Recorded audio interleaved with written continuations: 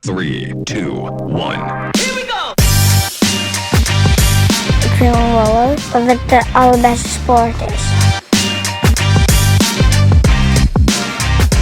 Ik vind softbal een speciale sport omdat het slim en tactisch moet zijn. Honkbal is voor iedereen, kinderen en volwassenen, voor doven en slechtgehorenden, klein, groot, sterk, slap.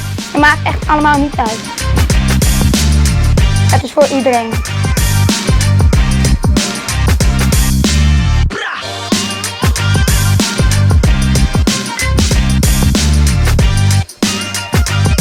Heb je ooit gedroomd van een sport vol actie, teamgeest en onvergetelijke momenten? Dan is het tijd om jezelf aan te sluiten bij de leukste honkbal- en softbalclub van Nederland.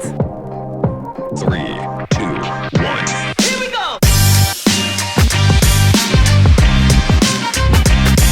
Word vandaag nog lid en maak deel uit van ons team.